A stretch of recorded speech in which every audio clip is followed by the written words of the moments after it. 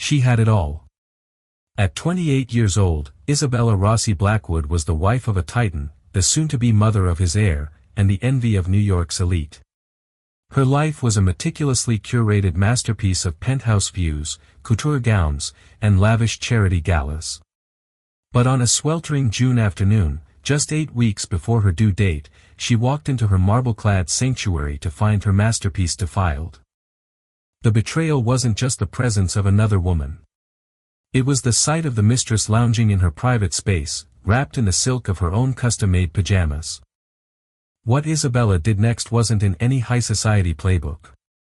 There was no screaming, no tears. There was only a chilling calm that marked the beginning of a war that would shatter an empire and shock everyone who thought they knew her. The air in the penthouse was always the same, a precisely controlled 72 degrees, scented with a subtle custom blend of white tea and peony that cost more per month than most people's rent. It was an atmosphere of serene, untouchable wealth, a testament to the world Damian Blackwood had built and the gilded cage Isabella Rossi Blackwood inhabited. On the afternoon of Friday, June 13, 2025, Isabella returned home earlier than expected. Her final prenatal appointment with the renowned Dr. Lena Hansen had been surprisingly brief. "You and the baby are in perfect health, Isabella," the doctor had said, her voice warm but efficient. "He's strong, just like his mother." Isabella's hand rested instinctively on the taut swell of her belly. A boy. Damian's heir. The missing piece in the Blackwood dynasty puzzle. She felt a familiar mix of profound love for the life inside her and a disquieting sense of her role in a grander, colder design. The private elevator opened directly into the sprawling foyer of their 80th floor apartment overlooking Central Park. The silence was the first anomaly. Usually, she'd hear the distant hum of the staff or the low murmur of Bloomberg television from Damian's study. Today, there was nothing but the whisper of the climate control. A pair of unfamiliar, ridiculously high stilatosa garish shade of magenta were kicked carelessly near the console table, scuffing the polished Italian marble. A knot of ice formed in Isabella's stomach. She moved silently through the grand living space, her custom-made maternity dress a soft whisper of fabric against her skin.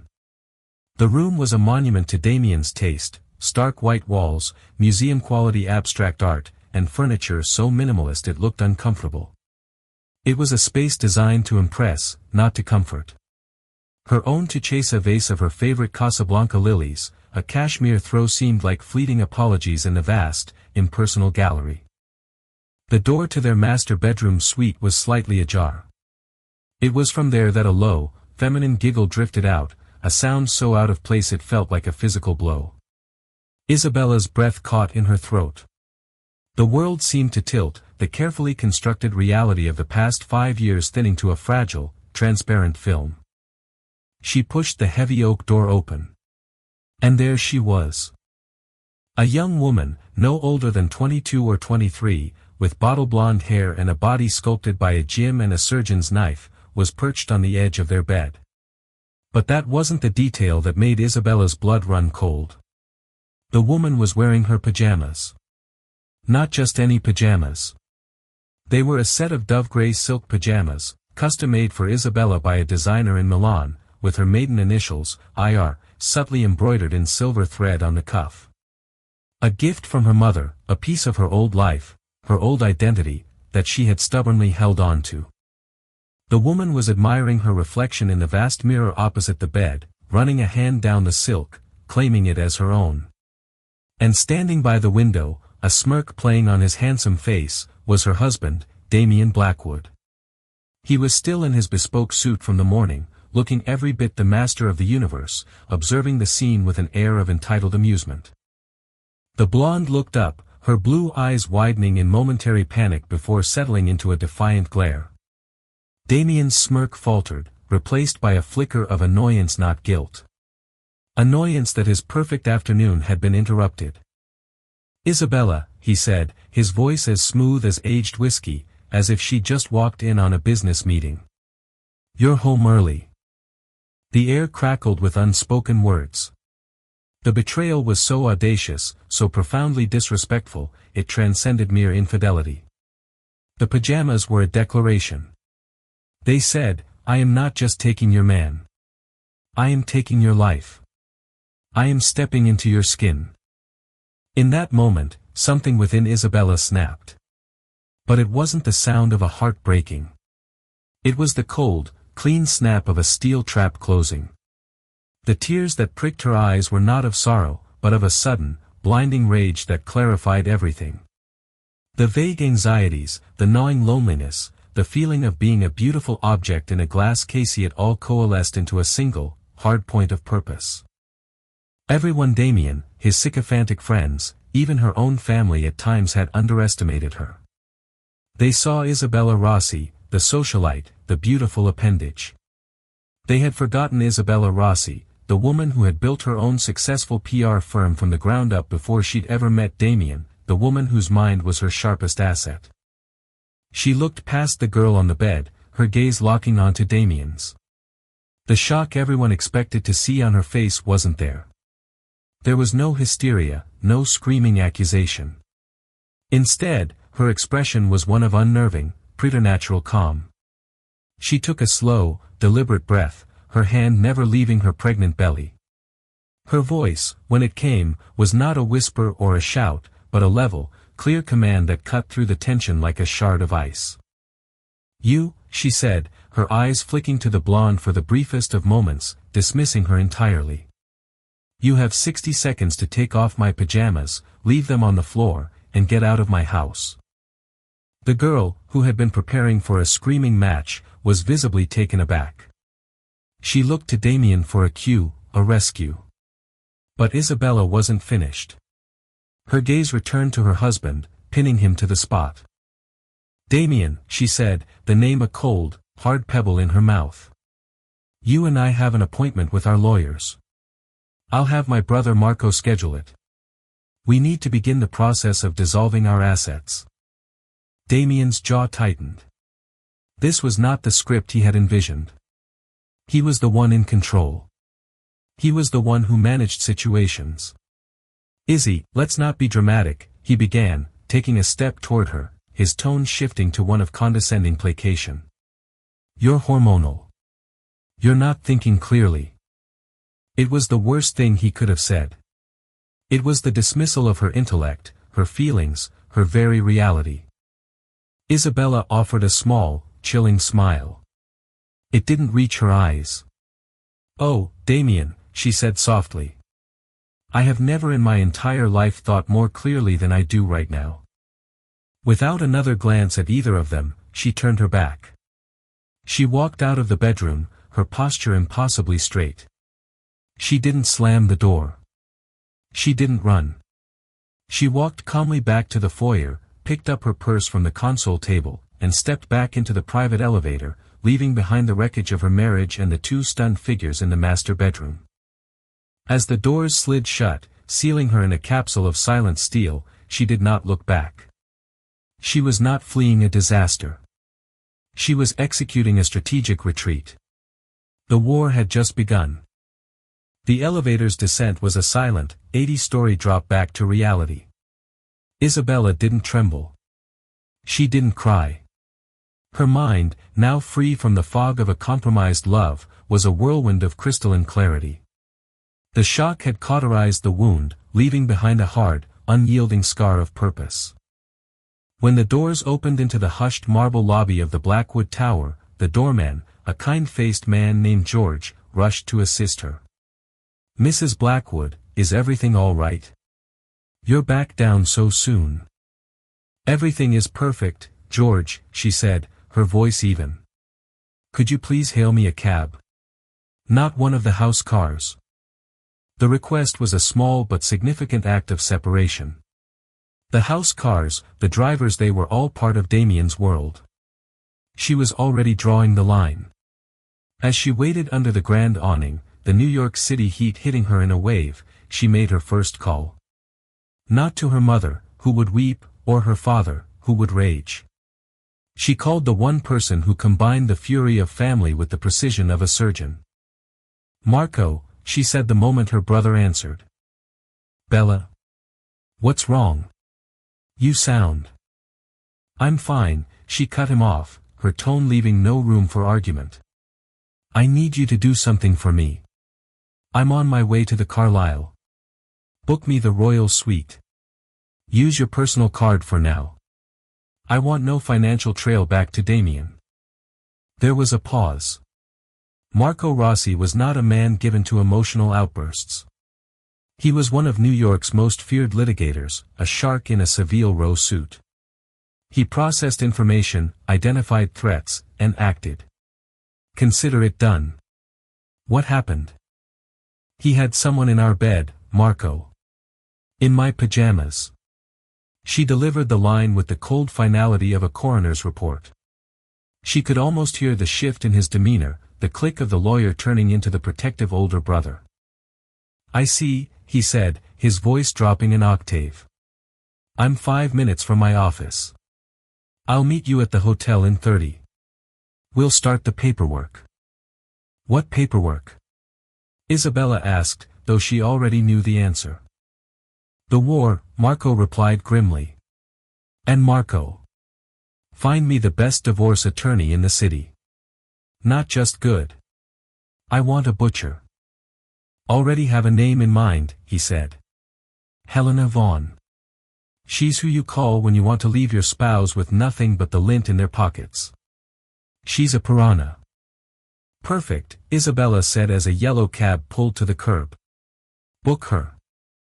She disconnected the call and slid into the taxi's worn vinyl seat, giving the driver the address of the iconic hotel on the Upper East Side. As the cab pulled into the relentless river of Manhattan traffic, she allowed herself one backward glance at Blackwood Tower, a gleaming monument to a life that was no longer hers. It looked cold, impersonal, a billionaire's phallic symbol piercing the sky. She felt no sentimentality, just a steely resolve. She had arrived at the Carlisle not as a victim seeking refuge, but as a general establishing a forward operating base. The staff, accustomed to the whims of the rich and powerful, showed no surprise as a visibly pregnant woman checked into one of their most expensive suites with no luggage. The suite was magnificent, a world away from the cold modernism of her penthouse. It was classic, elegant, and filled with the quiet dignity of old money. Isabella's second call was to her best friend and former business partner, Elena Vance. Elena was the co-founder of their PR firm, Vance Rossi, a boutique agency that handled crisis management for some of the city's most powerful figures. Ellie, she said, sinking into a plush armchair. How was the doc? Is baby boy Blackwood kicking up a storm? Elena's cheerful voice was a stark contrast to the gravity of the situation. The baby's fine, Ellie. But he won't be a Blackwood. The silence on the other end of the line was heavy. Oh, honey. What did he do? Isabella relayed the story in a clipped, factual manner. She recounted the scene, the girl, the pajamas. She left out the emotion, focusing only on the details. Elena listened patiently, her shock palpable even over the phone. That absolute, unmitigated son of a bitch, Elena finally breathed, her voice laced with venom. I never trusted him. He always looked at you like you were his latest acquisition. What do you need? A place to stay. A pint of ice cream and a bottle of, well, sparkling cider for you. I need you to go to the office, Isabella instructed, her voice all business now. I want you to pull every file we have on Blackwood Holdings. Every press release we've written, every crisis we've averted, every internal memo. I want to know every vulnerability, every sensitive point. We crafted his public image. Now, we're going to dismantle it. Elena, a PR genius in her own right, understood immediately. You're not just divorcing him. You're going after the company. He built his identity on that company, Ellie. He tied my worth to his name. I'm going to take both away from him. Consider it done, Elena said, a newfound respect in her tone. I'll have everything digitized and sent to a secure server by morning. Your war room is officially open for business. Just as she hung up, there was a soft knock on the door. It was Marco, his face a thunderous mask of controlled fury. He carried a slim leather briefcase. "The suite is booked for a month," he said, closing the door behind him.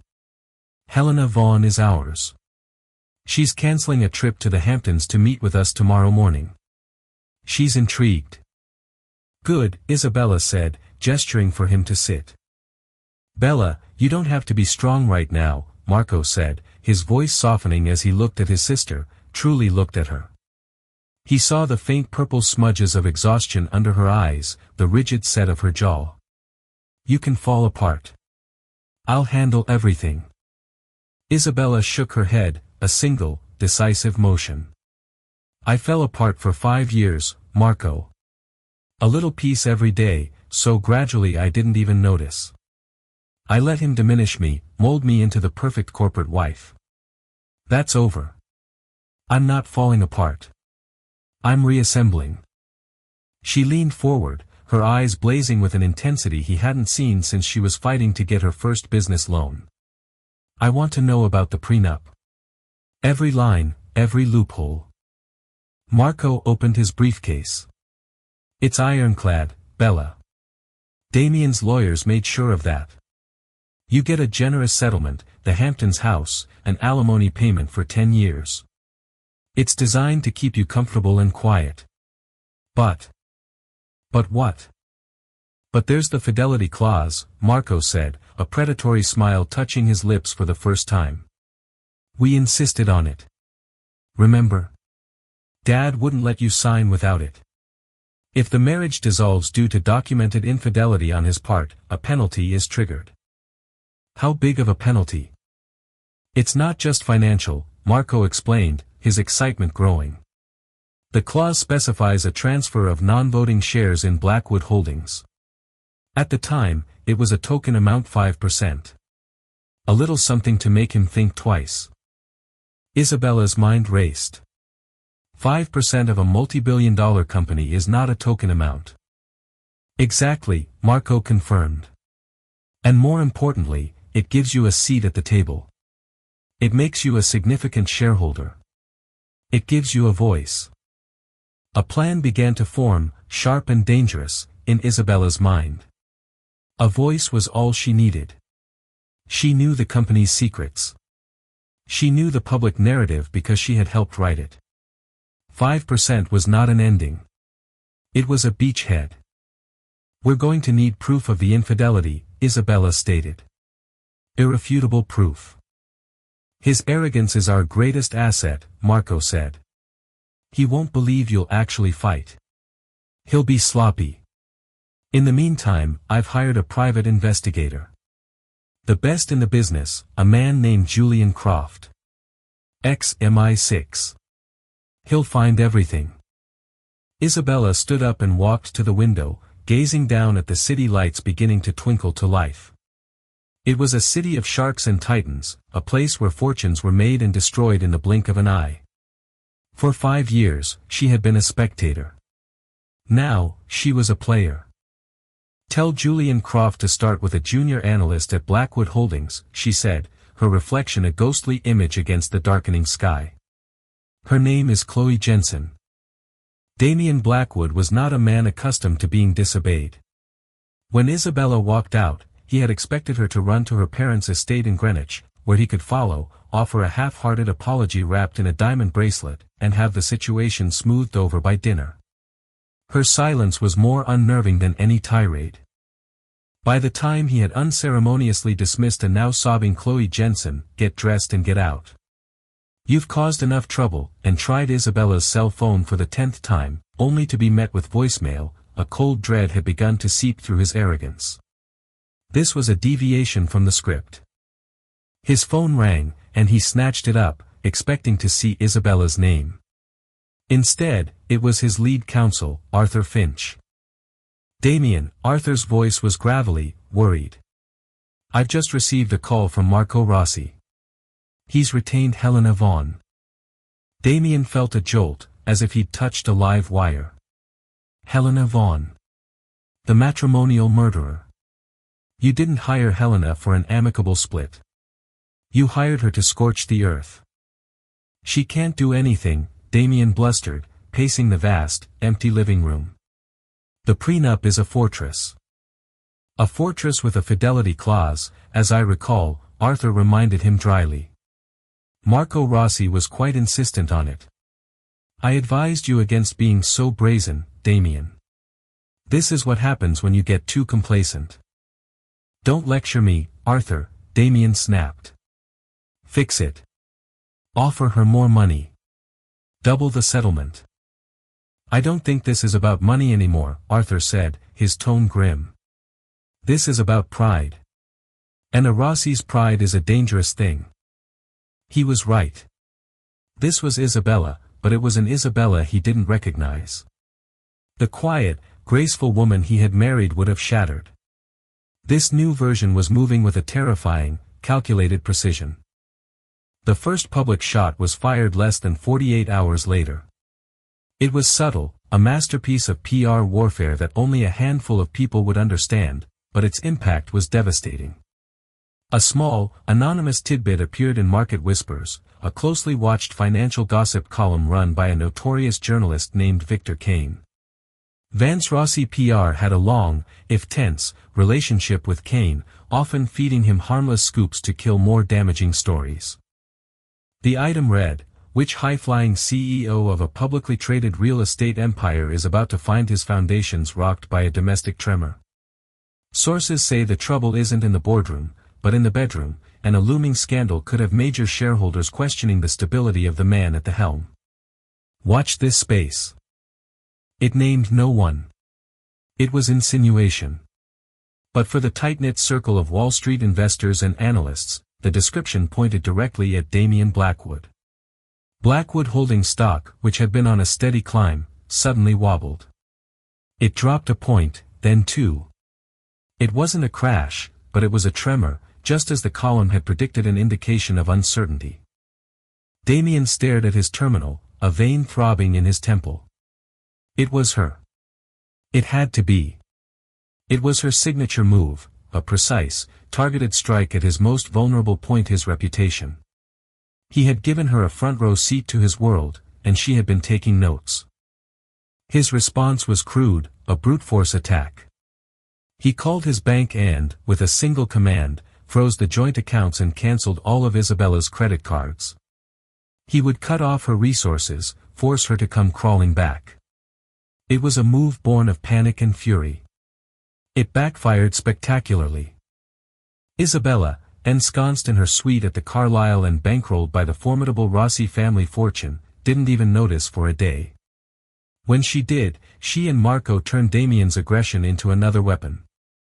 Helena Vaughan's office leaked a carefully worded statement to the press, expressing deep disappointment that a man of Mr. Blackwood's stature would resort to such petty and cruel tactics against his 8 months pregnant wife, leaving her stranded and without resources. The narrative was masterful. Isabella wasn't a spurned millionaire's wife, she was a vulnerable, expectant mother being bullied by a heartless tycoon. Public sympathy, a currency Damien had always taken for granted, swung decisively in her favor. The story was no longer just financial gossip, it was human drama. Meanwhile, Isabella focused on the next phase of her plan. She knew that to truly cripple Damien, she needed more than just the infidelity. She needed to attack the foundations of his company. With the files Elena had compiled, she and Marco spent days poring over a decade's worth of Blackwood Holdings history. He's clean on the surface, Marco said, frustration etching his face after a long night. His lawyers are too good. Every deal is buttoned up. No one is ever completely clean, Isabella countered, her eyes scanning a prospectus for a recent acquisition, a massive development project in Long Island City called Elysian Point. Damien's weakness isn't financial sloppiness. It's his ego. He believes he's smarter than everyone else, that he can get away with things right under their noses. She pointed to a line item in the budget for the Elysian Point project. Environmental remediation costs. They're staggeringly low for a former industrial site. He boasted about it at the Winter Gala, how he'd secured the land for a bargain and that his team had found innovative ways to cut cleanup costs. What are you thinking? Marco asked. I'm thinking his innovation might be a synonym for illegality, Isabella said. He'd see environmental regulations as tedious red tape getting in the way of his profit. Find out who signed off on the environmental impact report. Find out which corners were cut. It was a long shot, a needle in a haystack, but it was a start. While Marco sicked his legal team on the Elysian Point project, Isabella made her most audacious move yet. She decided to deal with the other woman not for revenge, but for intelligence. Julian Croft, the ex-MI6 investigator, had delivered his initial report. Chloe Jensen, 23 years old, from a working-class family in Queens. Piled up student debt to get a business degree from Baruch College. Hired as a junior analyst at Blackwood Holdings 18 months ago. She was ambitious, smart, and from the look of her social media, desperate to project an image of wealth and success she didn't have. She was, Isabella realized, the perfect target for a man like Damien, impressionable, eager, and disposable. Damien had already disposed of her. Croft's report indicated her corporate email had been deactivated and her building access revoked the morning after Isabella had left. She was unemployed and undoubtedly terrified. Isabella found her address, a nondescript apartment building in Astoria. She didn't send a lawyer or an investigator. She went herself. Chloe opened the door after the third knock, her face pale and blotchy from crying. She was wearing sweatpants and an old t-shirt, a stark contrast to the silk-clad figure in the penthouse. When she saw Isabella, pregnant and poised on her doorstep, her eyes filled with a mixture of fear and disbelief. "What do you want?" Chloe stammered, her hand instinctively trying to close the door. Isabella held up a hand, not threateningly, but to pause the motion. "I'm not here to yell at you, Chloe," she said, her voice calm and even. "I'm here to talk. May I come in?" Stunned into compliance, Chloe stepped back, allowing Isabella to enter the small, cluttered apartment. It smelled of stale takeout and anxiety. "He fired you, didn't he?" Isabella asked, standing in the middle of the room. Chloe nodded, wrapping her arms around herself. "He said I was a liability. He had security escort me out. I didn't even get my personal things." "He did the same to me," Isabella said simply. "He canceled my credit cards. He tried to leave me with nothing." This seemed to confuse Chloe. "But you're Isabella Rossi. Your family." "He didn't see me as Isabella Rossi," Isabella corrected her. "He saw me as a possession that was malfunctioning. Just like he saw you. We were useful to him until we weren't." She let the words hang in the air, creating an unexpected, fragile bridge between two women who should have been mortal enemies. "What do you want from me?" Chloe asked, her voice trembling. "I want to know what he has on you," Isabella said, her gaze sharp and direct. "Men like Damien don't just use women for sex. They use them for cover. What project were you working on? What documents did he have you prepare? What did he make you do that you didn't fully understand?" Chloe's face went white. She sank onto her sofa, her bravado completely gone. "The Elysian Point project," she whispered. "I was on the acquisitions team. He had me reformat some engineering reports from a third-party consultant. He said it was just for an internal presentation, to make the data look cleaner." "Do you still have the original reports?" Isabella asked, her heart beginning to beat faster. This was it. I have them on a flash drive," Chloe admitted, her eyes darting to a laptop on her coffee table. "I made a copy. I was afraid. He was so insistent that the originals be deleted. It felt wrong." Isabella felt a surge of triumph. Damien's arrogance had made him sloppy. He had used a junior analyst to manipulate sensitive data, never imagining she would have the foresight to keep a copy, never imagining his wife would be the one to come looking for it. "Chloe," Isabella said, her voice softening slightly. "Damien will try to destroy you. He will paint you as an incompetent, disgruntled employee, a stalker. He will bury you in legal fees and blackball you from ever working in this city again. Or you can help me. Help you? Why would I help you? Because he is our common enemy, Isabella said, her hand resting on her belly. I am fighting for my son's future. You should be fighting for yours. Give me that flash drive. Sign an affidavit detailing what he had you do. In return, my lawyer, Helena Vaughn, will represent you. We will set up a trust for you enough to pay off your debts and start a new life far away from him. And we will make sure the world knows you were a pawn, not a player. It was a lifeline, a choice between annihilation and a fresh start. Chloe looked at the powerful, pregnant woman before her. She saw not an enemy, but an unlikely savior. With trembling hands, she reached for her laptop bag, pulled out a small silver flash drive, and held it out. He's a monster, Chloe whispered. Yes, Isabella replied, taking the flash drive. And we're going to show him what happens to monsters. The silver flash drive felt heavier than its weight. It was a key, a weapon, a tiny piece of plastic and metal that held the potential to unlock Damien's ruin. Back in the gilded sanctuary of the Carlisle, Isabella and Marco huddled with Helena Vaughn, a woman whose sharp bob and sharper eyes seemed to miss nothing. The contents of the drive were damning. Marco's legal team, working with a forensic accounting firm, cross-referenced Chloe's files with the official documents submitted to the city for the Elysian Point project. The picture that emerged was one of audacious fraud. The original environmental report from the independent firm, Geotech Solutions, had detailed extensive soil contamination primarily with lead and industrial solvents requiring a remediation budget of nearly $50 million. The revised report, the one Chloe had been forced to format and Damien had submitted, put the cost at a mere $5 million. Key pages were missing, data points were altered, and the summary conclusions were rewritten to downplay the severity of the findings. Damien hadn't just cut corners, he'd paved over a toxic waste dump and called it a luxury development.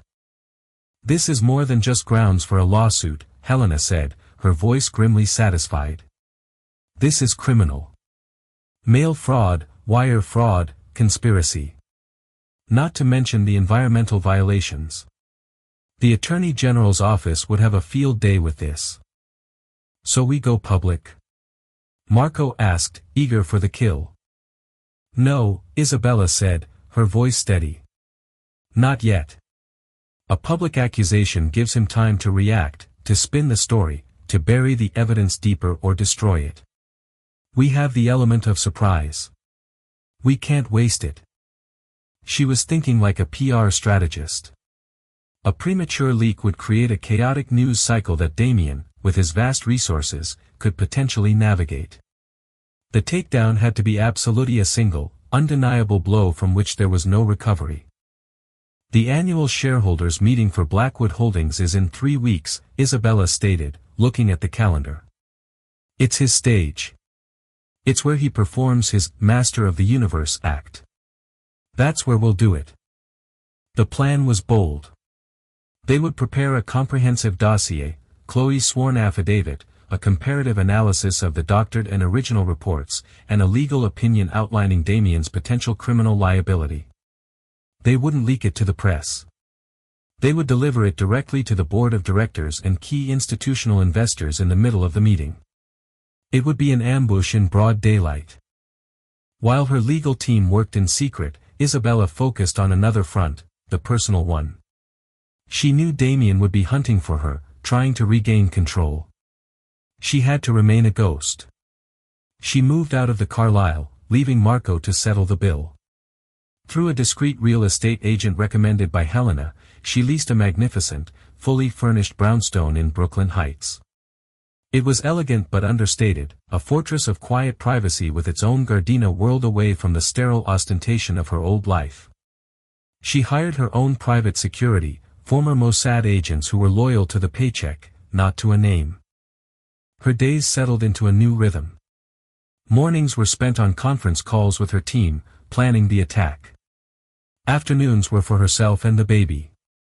She practiced prenatal yoga, had healthy meals delivered from organic grocers, and began to decorate a nursery in shades of soft green and cream. She was building a nest, a safe place for the son she would now raise on her own terms. He would be a Rossi, not a Blackwood.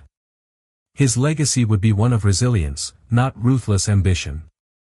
One evening, her friend Elena came to visit, bringing with her a box of pastries and a folder of documents. "The whispers on the street are getting louder," Elena reported, settling into an armchair in the cozy library. "Damien is bleeding credibility. The stock is still down 5 points. Competitors are starting to circle, sensing weakness." "Good," Isabella said, sipping a cup of chamomile tea. "But are you okay?" Elena asked, her businesslike demeanor softening. "You're handling this like a military campaign, but you're still a person. A very pregnant person whose husband just imploded your life." Isabella placed a hand on her belly, feeling the strong, reassuring kick of her son. "The person I was, Ellie," she said, "she wouldn't have been okay. She would have cried for a week, then accepted his apology and a push present in the form of a 10-carat diamond. She would have let him shrink her again. But that person doesn't exist anymore. He killed her." She looked at her friend, her eyes clear and steady. "When I saw that girl in my pajamas, it was like a spell was broken. I saw the last 5 years for what they were. I wasn't a partner. I was his most prized possession. And the moment a possession gets a will of its own, it gets replaced. He didn't just cheat on me. He declared me obsolete. And I will not be made obsolete." Meanwhile, Damien was spiraling. His private investigators had hit a wall trying to find Isabella. The Rossi family had closed ranks around her, creating an impenetrable wall of silence. He was a man used to having all the information, all the control, and now he was operating in the dark. The column in Market Whispers had been followed by more subtle digs in other financial publications. His power, which he'd always seen as an invincible aura, was beginning to feel fragile. He was bleeding money on lawyers and investigators.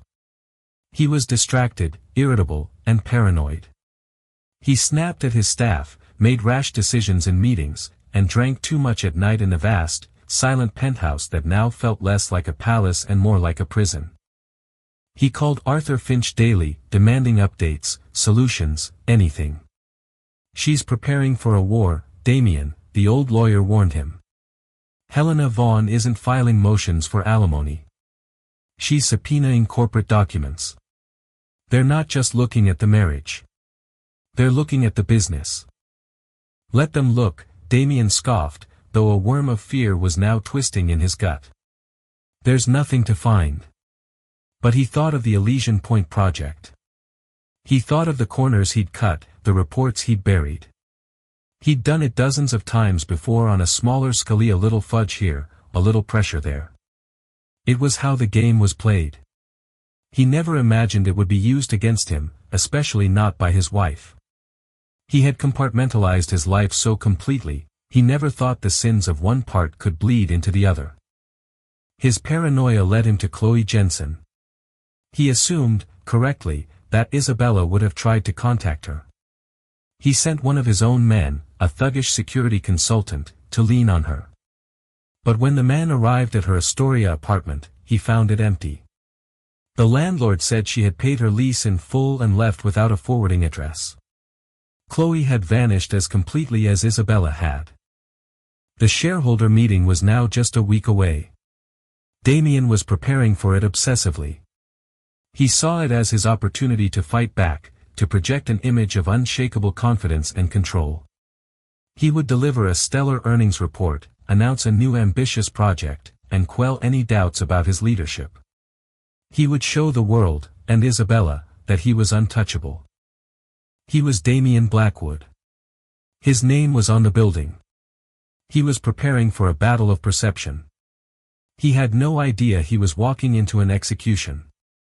The grand ballroom of the Plaza Hotel was more than a room, it was a symbol. It was the heart of old New York, a hallowed space where fortunes had been toasted and dynasties cemented for over a century. The air itself seemed thick with the ghosts of power, scented with expensive perfume and the faint, metallic tang of ambition. On this brilliant June morning, it was Damian Blackwood's personal stage, the setting for the annual shareholders' meeting, and he was its undisputed star. He stood at a grand oak podium, bathed in a warm, focused spotlight. Behind him, the Blackwood Holdings logo was projected onto a vast screen, a symbol of unassailable strength.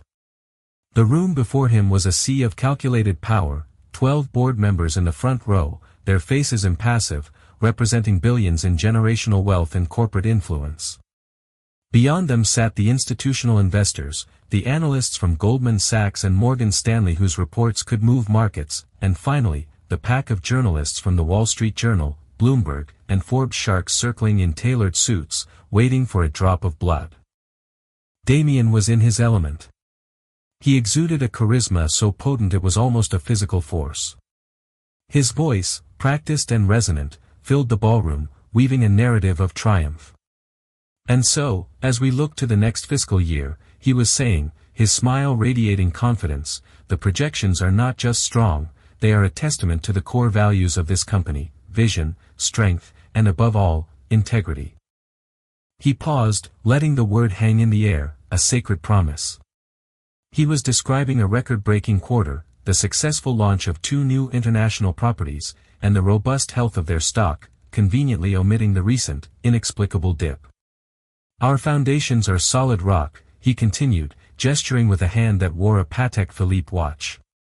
Our brand is a global benchmark for excellence.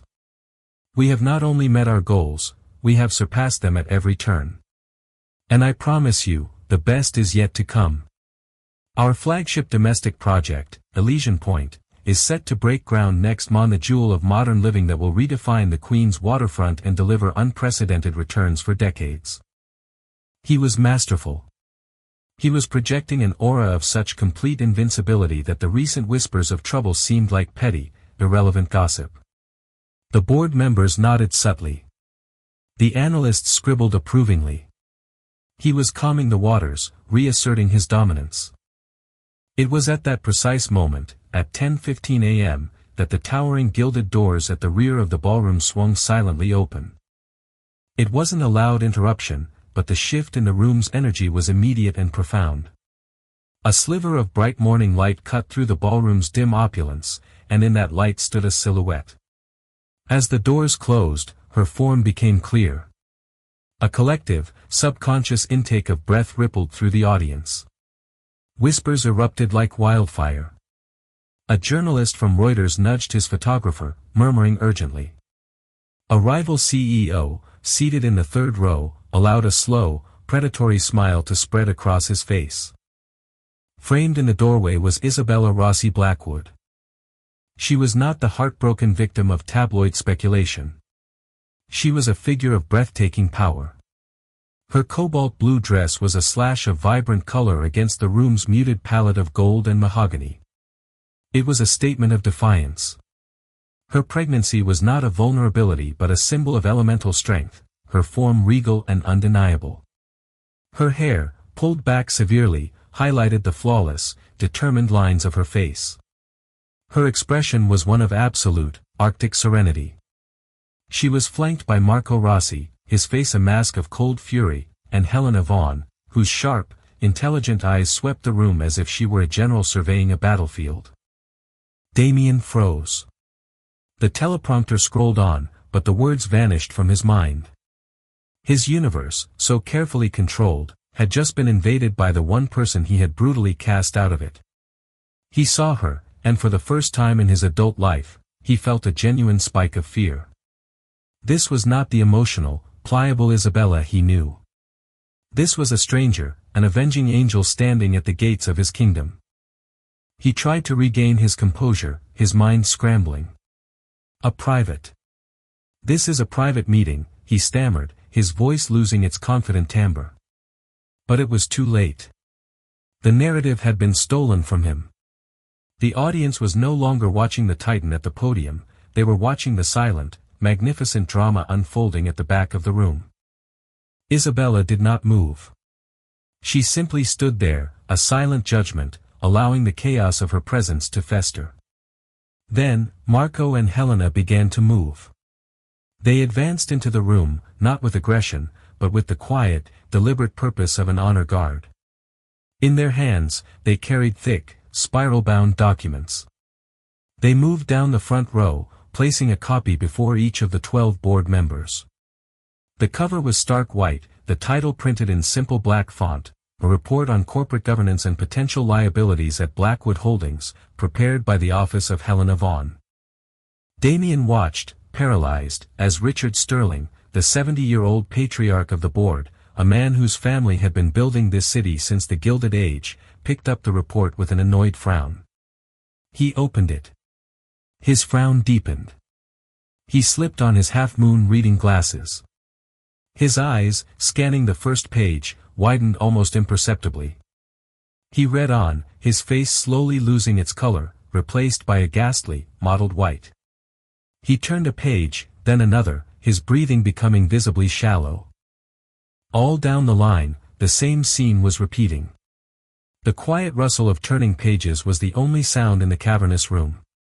It was the sound of an empire beginning to tear. Damien's heart hammered against his ribs. He felt a clammy sweat break out on his forehead. He knew with a sickening certainty what was in that report. Elysian Point. Chloe Jensen. He had built a firewall between his corporate life and his personal indiscretions, believing it to be impenetrable. He now watched in horror as Isabella torched it to the ground. When every board member had received their copy, Isabella began to walk. The central aisle parted for her as if by royal decree. Her slow, measured steps were the only movement in a room frozen in time. The click of her heels on the polished parquet floor was like the ticking of a doomsday clock. She didn't look left or right. Her gaze was locked on her husband, a predator closing in on its cornered prey. She stopped at the foot of the stage, a few feet below him, forcing him to look down at her. The gesture was a subtle but profound reversal of their power dynamic. In the crushing silence, her voice emerged, not loud, but so clear and sharp it could have cut glass. "Hello, Damien." "Get out, Isabella," he snarled, his voice a low, desperate rasp. "You have no right to be here." "On the contrary," she replied, her calm a terrifying counterpoint to his barely contained rage. She placed a hand on her belly. "I have every right. I'm a shareholder. Or rather, my son is. I'm merely here to protect his investment. And Damien, I must say, I am deeply concerned that his inheritance appears to be built on a foundation of systemic criminal fraud." A shocked, unified gasp swept the room. The word fraud had been spoken aloud. The unthinkable had been made real. "That is a baseless, slanderous accusation," Damien shouted, his face now flushed a deep, blotchy red. He pointed a trembling finger at her. "You are a bitter, scorned woman trying to ruin me." "Am I?" Isabella's voice remained impossibly level. "Then perhaps you can clarify a few things for your board. I invite you to explain why there are two separate environmental impact reports for the Elysian Point project in this dossier. One from Geotech Solutions detailing $50 million in necessary toxic waste remediation, and the one you submitted to the city, budgeting for only $5 million. She took a step closer. "Perhaps you can explain the sworn affidavit from your former analyst, Miss Chloe Jensen, in which she details under penalty of perjury how you coerced her into falsifying that report. How you instructed her to clean up the data for an internal presentation, when in fact you were committing fraud against the city of New York and every investor in this room." She let the accusation hang in the air, then delivered the final, devastating blow. Her voice dropped, becoming intimately conspiratorial, yet carrying to every corner of the room. "Explain to them, Damien. Explain to the mothers and fathers on your board how you were planning to build family apartments and a children's playground on top of soil saturated with industrial solvents and lead. Tell them what kind of man you really are." It was a complete moral and financial assassination, delivered with the precision of a surgeon. Damien stood speechless, gasping like a landed fish. He looked to the board for help, for some sign of allegiance. He saw nothing but cold, hard fury and undisguised contempt. He saw men who valued their reputations and their fortunes above all else, realizing he had jeopardized both. Arthur Finch, his own lawyer, who had been reading a copy of the report with a look of deepening horror, walked slowly to the podium.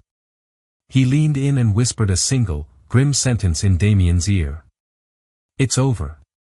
Don't say another word." Damien's shoulders slumped in utter defeat. The fight drained out of him, replaced by the hollow emptiness of total ruin. Richard Sterling, his face a grim mask of stone, rose slowly to his feet. He took off his glasses and fixed his gaze on Damien. When he spoke, his voice was the cold, heavy sound of judgment being passed.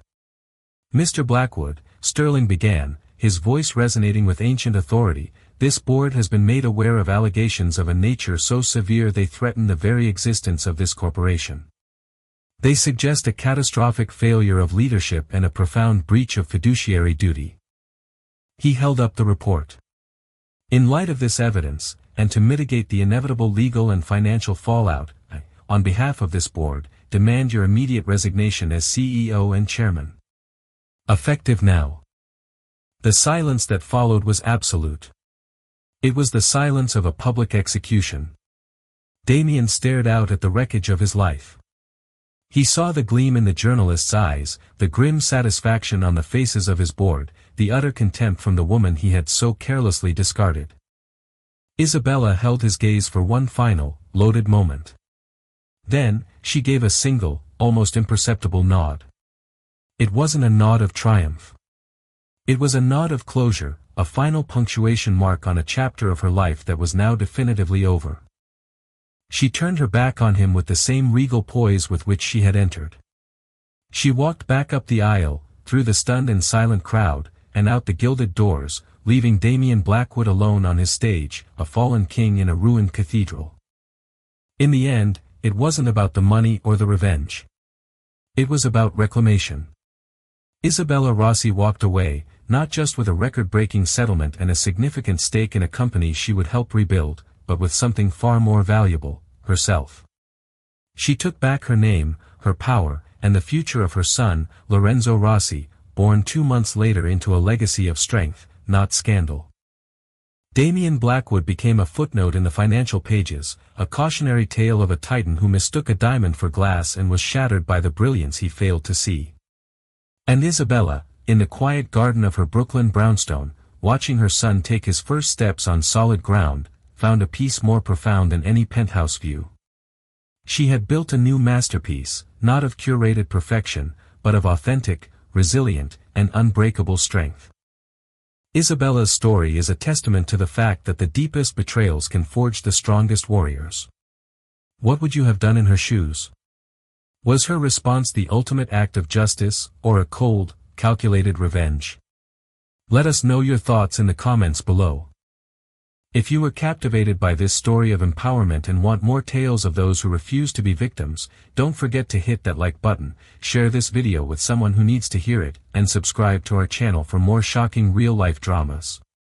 Thank you for watching.